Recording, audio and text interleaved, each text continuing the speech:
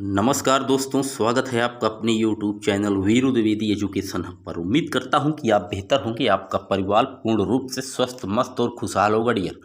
आज हम बात करेंगे एक ऐसे प्रैक्टिस सेट की जो कि आगे आने वाला यूपी सुपर टेट हो या यूपी 8080 के थ्रू आयोजित कराए जाने वाला पीईटी एग्जाम हो, जो कि 20 अगस्त को लगा हुआ है डियर। ये वीडियो स्टैटिक जीके का एक शानदार वीडियो है जिसमें हम टॉप 20 महत्वपूर्ण प्रश्नों का गर्दा उड़ाएंगे डियर। और ये प्रश्न आप शिद्दत से देखिएगा, समझिएगा ये कि आगे आने वाले परीक्षा में आपको मिलेंगे। ये एनटीपीसी में भी आए थे और पीईटी एग्जाम में भी यहाँ से प्रश्न बनेंगे डियर। तो वीडियो को बिल्कुल शिद्दत अंत तक देखें, जोश और लगन उत्साह से देखें। अपने फ्रेंड और ग्रुप ऑफ सर्किल में भी इस वीडियो को ज़्यादा से ज़्यादा शेयर करें। चैनल पर पहली बार अगर विजिट किए हैं तो सब्सक्राइब जरूर करें। आइए शुरू करते हैं। पहला प्रश्न कह रहा है, नेहरू ट्रॉफी किस खेल से संबंधित है? नेहरू ट्रॉफी क्या हॉकी से संबंधित है, फुटबॉल से, कबड्डी से या टेबल टेनिस महिला से? तो बता दें जो नेहरू ट्रॉफी है डियर वो संबंधित है हॉकी से। ए ऑप्शन एकदम करेक्ट है। अब बात आई है हॉकी की, तो हॉकी के जादूगर कहे जाते हैं मेजर ध्यानचंद। और बता दें अभी तक हॉकी का जो राष्ट्रीय खेल में शामिल करने की बात चल रही थी, आज तक भारत का कोई राष्ट्रीय खेल अभी तक निश्चित नहीं हुआ है डियर। आप कहीं ऑप्शन में अगर हॉकी पढ़ लें राष्ट्रीय खेल तो कतई ना मारिएगा, क्योंकि राष्ट्रीय खेल हॉकी अभी तक भारत का नहीं है डियर, नोट डाउन कर लीजिएगा। बात करते हैं अपने अगले प्रश्न की।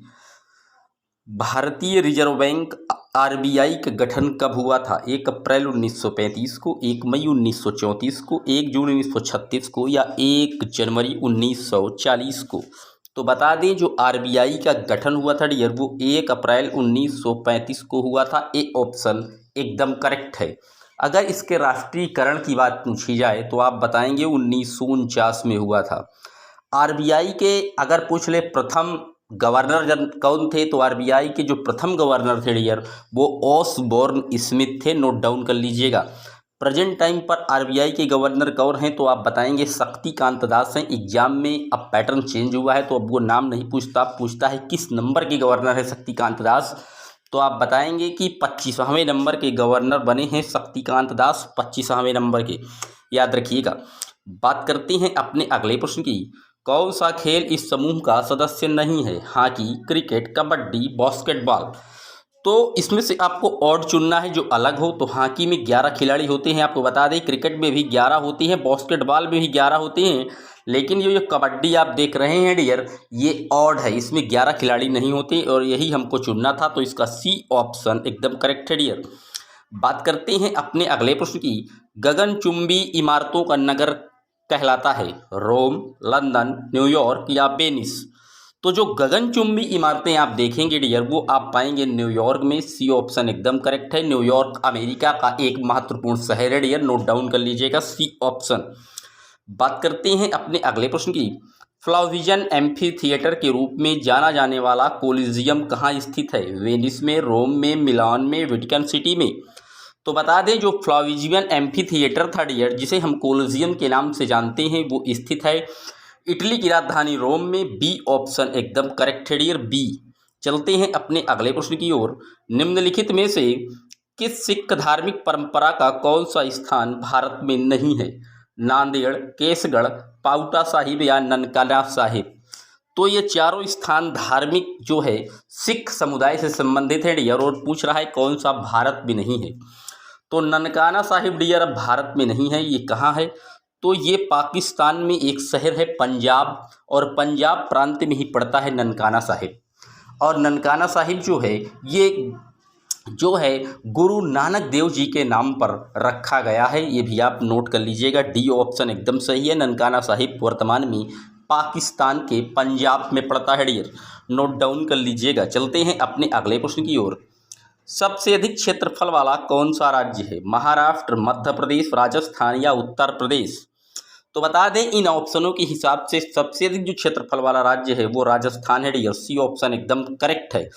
अब अगर इसमें दूसरा पूछता तो आप मध्य प्रदेश मारते, और तीसरा पूछता तो आप महाराष्ट्र मारते, और सबसे अंतिम में उत्तर प्रदेश है डियर। इन ऑप्शनों के हिसाब से राजस्थान का क्षेत्रफल सबसे ज़्यादा है। बात आई है राजस्थान की, तो बता दें राजस्थान में सरिस्का जो है वन जीव अभ्यारण्य है, जो कि बहुत पूछा जाता है एग्जाम में। सरिस्का अभ्यारण्य याद रखिएगा। वर्तमान में राजस्थान के जो मुख्यमंत्री हैं वो अशोक चौहान जी हैं, अशोक गहलोत जी हैं, और यहाँ के जो वर्तमान में राज्यपाल हैं वो कलराज मिश्र जी हैं। नोट डाउन कर लीजिएगा। राजस्थान, चलते हैं अपने अगले प्रश्न की ओर। मालगुडी डेज किस भारतीय लेखक के कार्यों पर आधारित है? शंकर नाम, आर के लक्ष्मण, आर के नारायण या गिरीश कर्नाड के? तो ये मालगुडी जो डेज आप देखते हैं ये एक धारावाहिक था जो कि टीवी चैनलों पर आता था डियर, और ये जो है आर के नारायण के कार्यों पर आधारित था। सी ऑप्शन एकदम करेक्ट है डियर। बात करते हैं अपने अगले प्रश्न की। सुपर मॉम के नाम से किस प्रसिद्ध खिलाड़ी को जाना जाता है? क्या जाना जाता है मानिका बत्रा को, मैरी कॉम को, या सानिया मिर्जा को, या बबीता फोगाट को?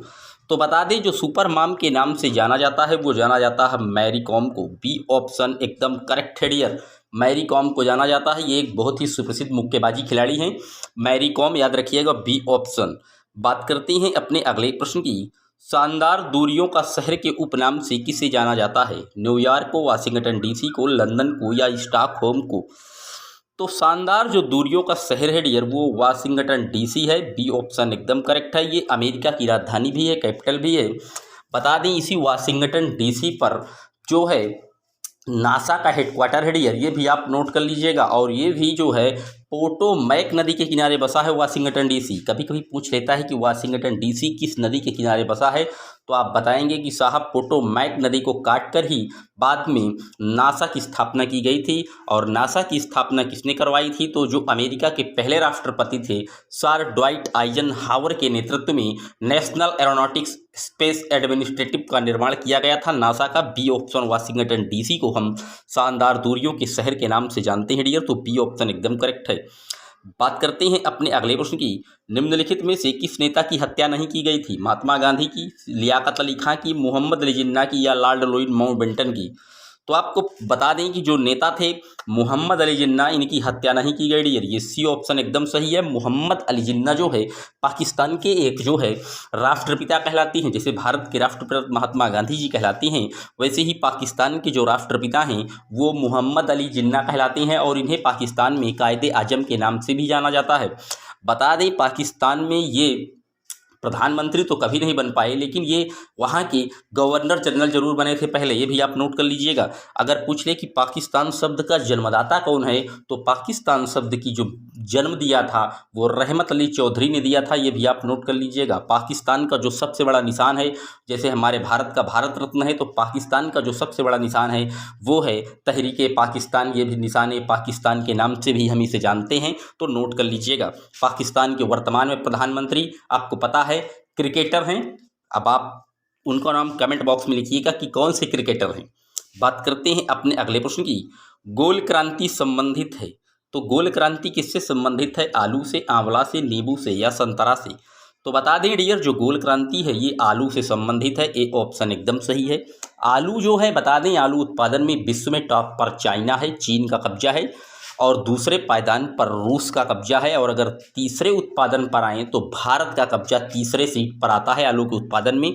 और भारत में सबसे ज़्यादा आलू किस प्रदेश में उगाया जाता है? तो उत्तर प्रदेश में उगाया जाता है डियर, ये भी आप नोट कर लीजिएगा। आलू एक तना है, भले ही ज़मीन के नीचे से पैदा किया जाता है, लेकिन आलू एक तना है डियर, ये भी एग्जाम में पूछा गया है, नोट डाउन कर लीजिएगा। बात करते हैं अपने अगले प्रश्न की। अंडमान एवं निकोबार द्वीप समूह की राजधानी पोर्ट ब्लेयर निम्न में से किस एक द्वीप में स्थित है? उत्तर अंडमान में, छोटा अंडमान में, मध्य अंडमान में, या दक्षिण अंडमान में? तो अंडमान एवं निकोबार द्वीप समूह की जो राजधानी है डियर वो तो आप जान गए कि क्या है, पोर्ट ब्लेयर है। ये स्थित कहाँ है? तो ये दक्षिण अंडमान में स्थित है। डी ऑप्शन एकदम सही है। अब बात आई है यहाँ पर अंडमान और निकोबार की, तो बता दें कि भारत में इस समय वर्तमान में 103 कुल अभ्यारण्य हैं, और पहले नंबर पर जो है वो मध्य प्रदेश में है वन्यजीव अभ्यारण्य, और दूसरे नंबर पर ही अंडमान निकोबार में है 9 जो है वन्यजीव अभ्यारण्य है। तीसरा राज्य भी असम बना है, ये भी आप साथ ही साथ नोट कर लीजिएगा।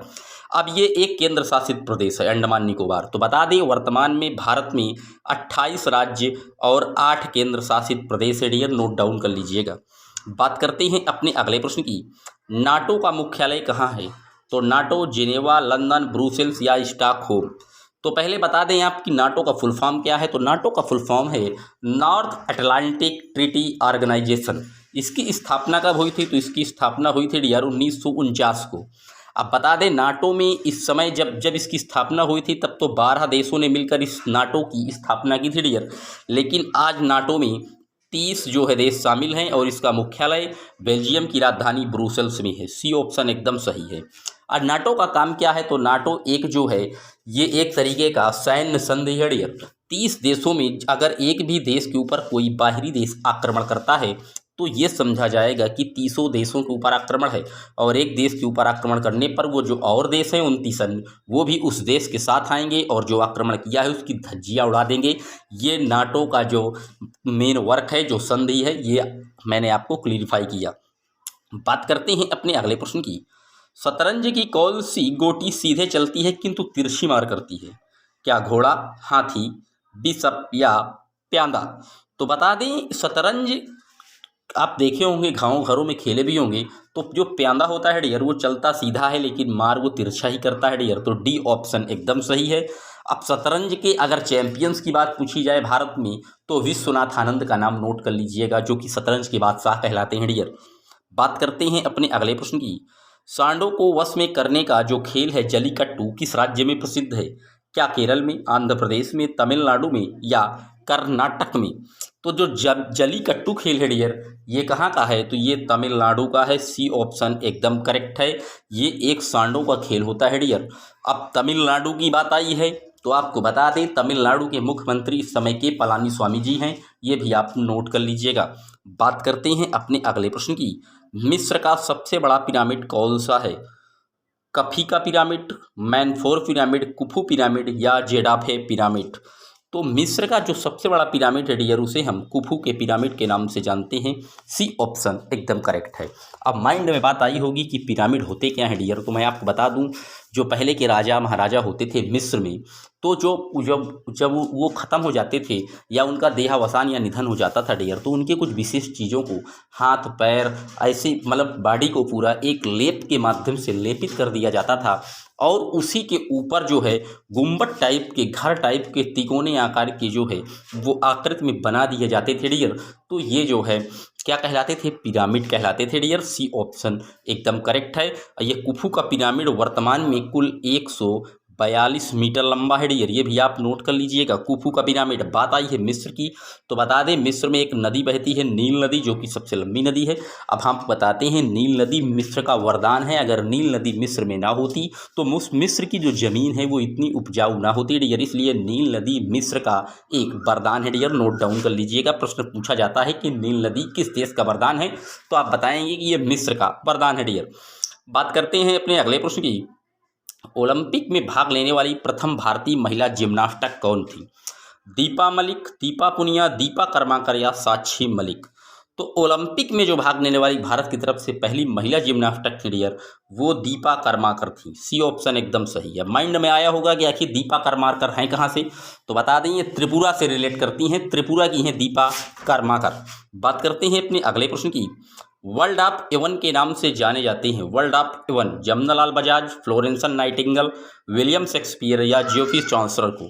तो वर्ल्ड ऑफ जो एवन है डियर वो हम विलियम शेक्सपियर को कहते हैं। सी ऑप्शन एकदम सही है। विलियम शेक्सपियर एक इंग्लिश पोएट थे, आपको पता ही है, तो सी ऑप्शन एकदम करेक्ट है। बात करते हैं आज के अगले और अंतिम प्रश्न की। बिहार की प्रथम महिला उप मुख्यमंत्री हैं राबड़ी देवी, सैयद अनवरा तैमूर, रेणु देवी या सुचेता कृपलानी? तो बिहार की जो पहली उप मुख्यमंत्री थी डियर वो रेणु देवी थी। सी ऑप्शन एकदम करेक्ट है। अब बात आई है बिहार की, तो बता दें बिहार में वर्तमान में जो मुख्यमंत्री हैं वो नीतीश कुमार जी हैं और वर्तमान में बिहार के राज्यपाल फागू सिंह चौहान जी हैं डियर, नोट डाउन कर लीजिएगा। और बिहार के पटना में ही अभी नया एम्स का शिलान्यास भी किया गया है डियर। तो ये थे टॉप 20 महत्वपूर्ण प्रश्न जो कि स्टैटिक जीके से ये वीडियो था। ये वीडियो आपको आगे आने वाला UPSSC के थ्रू आयोजित कराया जाने वाला PT एग्जाम हो या सुपर टेट एग्जाम हो या कोई भी ऐसा वनडे एग्जाम हो जहाँ से स्टैटिक जीके के प्रश्न बनते हैं डियर, तो ये वीडियो आप पूरे शिद्दत से देखें, जोश लगन उत्साह से देखें। अगर पहली बार चैनल पर आए हैं तो सब्सक्राइब जरूर करें, वीडियो को लाइक और शेयर करना ना भूलें। मिलते हैं जल्द ही आपसे एक और वीडियो में, तब तक के लिए जय हिंद जय Bharat. Thanks for watching my video.